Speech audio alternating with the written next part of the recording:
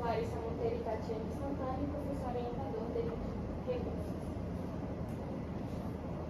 A exodontia de terceiros molares é um dos procedimentos mais realizados pelos cirurgiões dentistas, devido a algumas indicações, como lesão de cárie extensa, pericoronarite, entre outros. E a remoção cirúrgica ela pode resultar em uma série de complicações, como edema, dor, trismo, comunicação bucosinusal e alcalite. E a ocorrência e a gravidade dessas complicações variam de acordo com a técnica cirúrgica empregada e a predisposição do paciente. Então, como o caso clínico em questão fala sobre a fratura do osso palatino, mas vamos abordar a fratura do tubo devido à escassez na literatura sobre o tema. Então, a tuberosidade maxilar é composta por osso esponjoso e delgado, que durante a exodontia pode ocorrer fratura devido à força excessiva aplicada no momento do procedimento cirúrgico. Então, o objetivo desse trabalho foi relatar o caso da fratura do osso palatino associada à exodontia do terceiro molar superior e discutir as principais causas, técnicas preventivas e curativas desse acidente. Bom, a tuberosidade maxilar é uma extensão posterior da maxila que está limitada mesialmente ao último molar rompido, seio maxilar, distalmente à fissura pterigomaxilar e ao processo piramidal do osso palatino, como podemos observar aqui na imagem. Ela é essa região aqui posterior da maxila e limitada mesialmente ao último molar rompido e distalmente à fissura pterigomaxilar. E nessa imagem, ao processo piramidal do osso palatino. Nessa radiografia periapical, podemos observar uma extensão do seio maxilar ao túber, e devido a essa extensão pode ocorrer fratura nessa região, porque essa região fica com mais sensibilidade.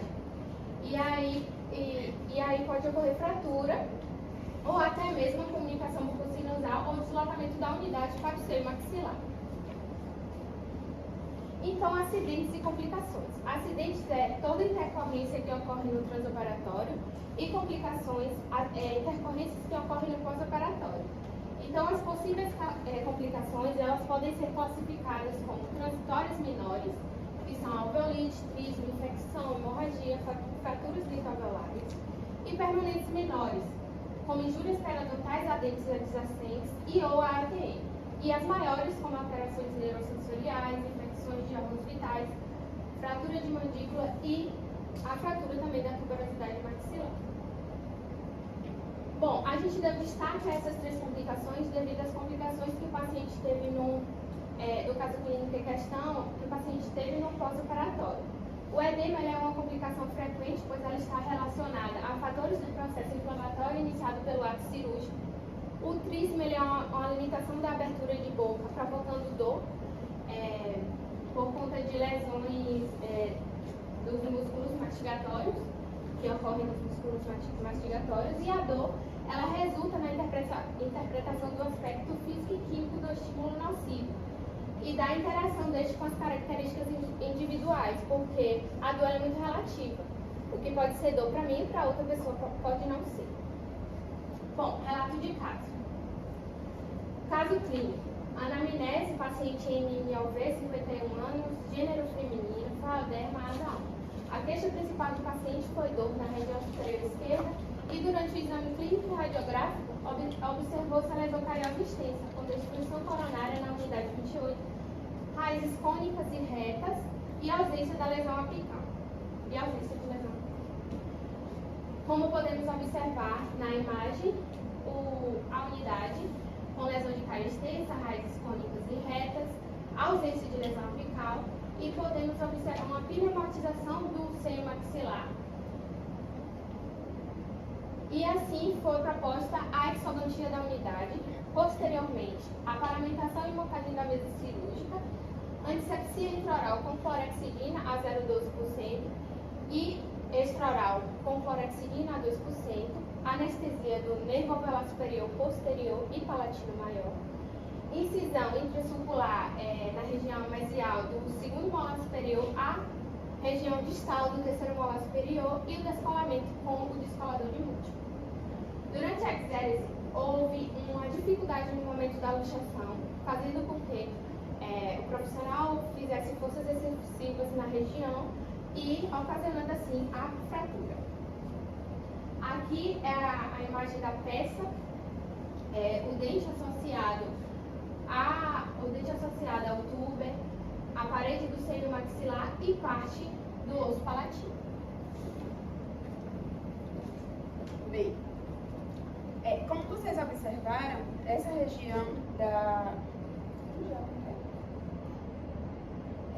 nessa região da parede do seio maxilar, que veio no momento da luxação do fragmento, ocorreu uma comunicação buco-sinusal.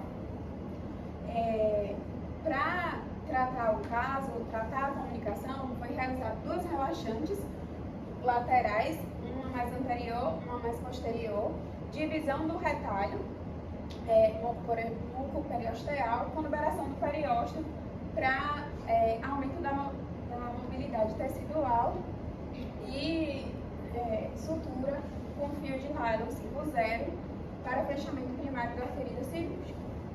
Como protocolo medicamentoso, foi prescrito antibiótico, corticoide, analgésico, descongestionante nasal e gluconato de clorexidina.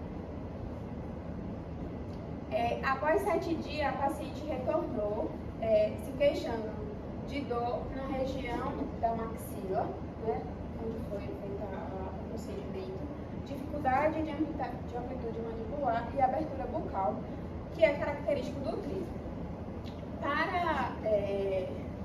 Como protocolo medicamentoso para o trismo, foi prescrito anti-inflamatório não esteroidal, relaxante muscular e fisioterapia motora para deglutição.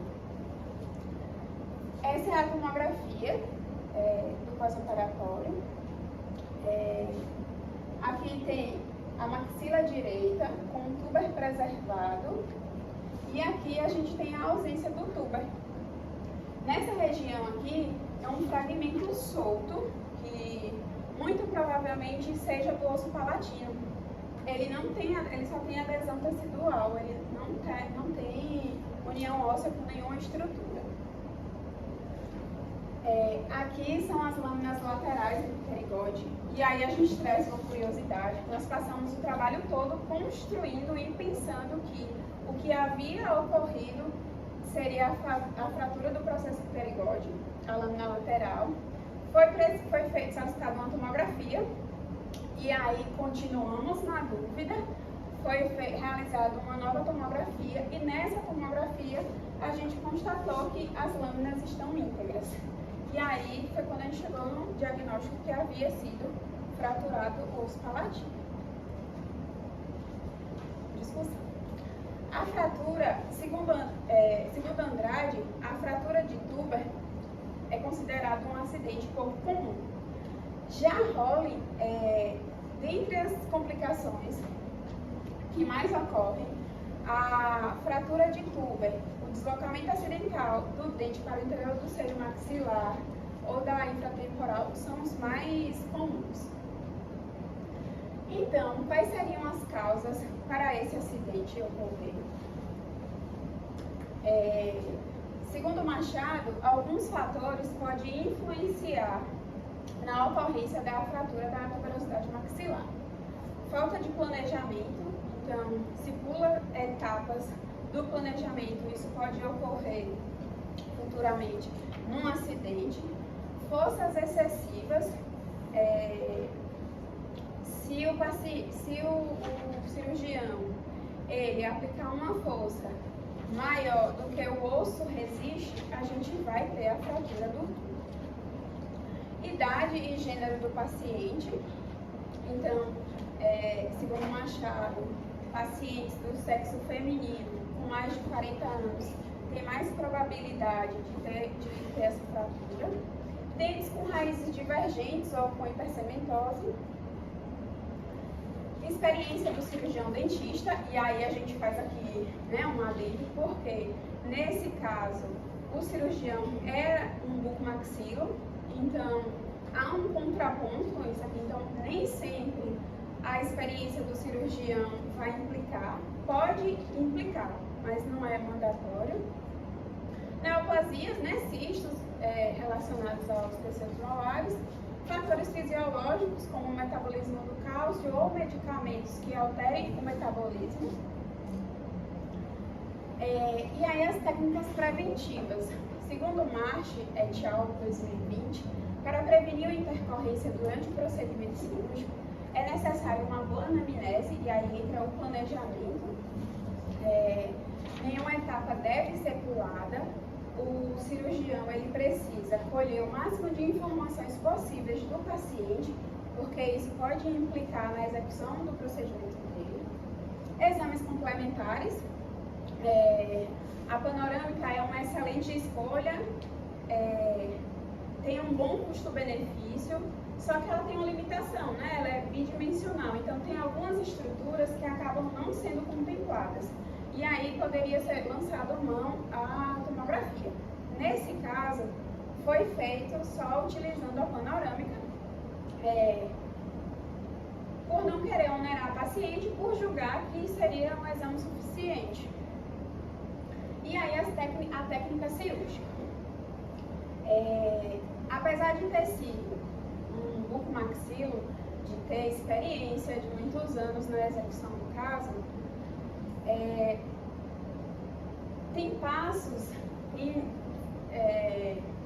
questões que não podem ser negligenciadas.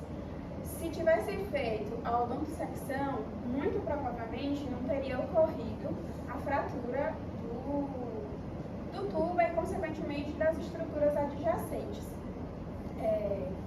Porque a maior dificuldade foi na hora da luxação. E, talvez, né, força, pressa, acabou que aconteceu o acidente. Mas o acidente aconteceu. E agora? Após a fratura ocorrida, deve-se avaliar a proporção da fratura e a conduta, ela será baseada nos mesmos princípios cirúrgicos que outras fraturas dentoalveolares. Em caso de fraturas maiores, uma opção é manter o fragmento, o dente e o fragmento com esplintagem e aí fazer a exodontia posterior. Precisa-se levar em consideração a oclusão dessa unidade, então ela não pode estar em oclusão, e também a questão da polpa, para que o paciente não venha sentir dor, não venha ter uma pulpite. Em fraturas menores, pode ser removido o fragmento completo junto com o dente. Castanho, ele chama atenção para um fator importante, que é, nos casos de fratura de Tuber, o soalho do seio maxilar também pode ser comprometido. E se isso ocorrer, acontecerá a comunicação bucco-sinusal. E aí uma manobra que pode ser realizada é a manobra de Valsalva. Para o caso não foi necessário, pela extensão da fratura, a comunicação já foi diagnosticada e tratada. E aí o tratamento, ele é preconizado dependendo da localização, extensão e grau de acometimento do seio maxilar, e pode ser cirúrgico ou medicamentoso. Para esse caso, foi adotado o cirúrgico, né?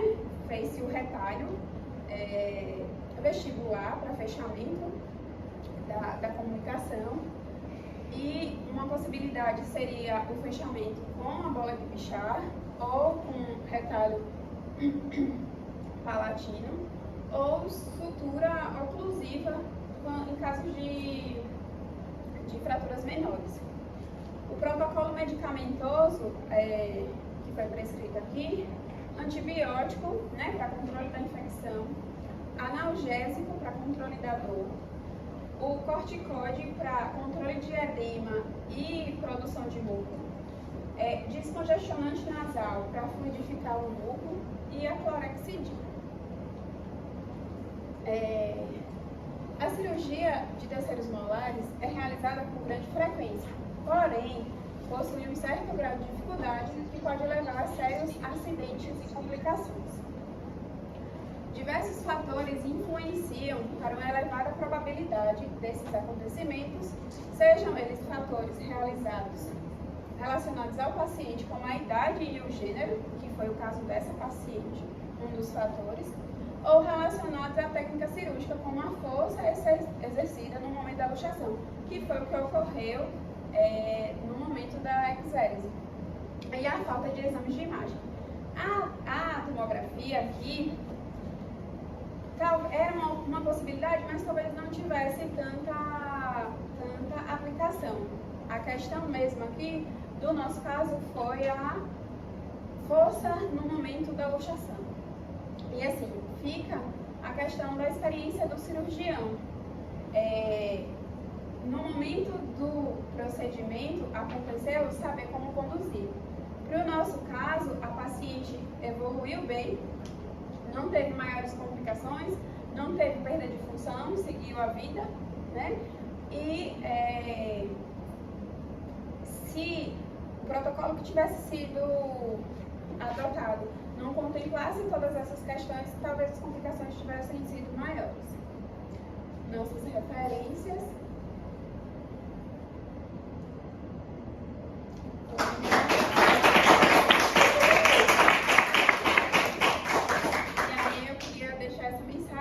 Conheça todas as teorias, domine todas as técnicas, mas ao tocar uma alma humana, seja apenas outra alma humana. Obrigada.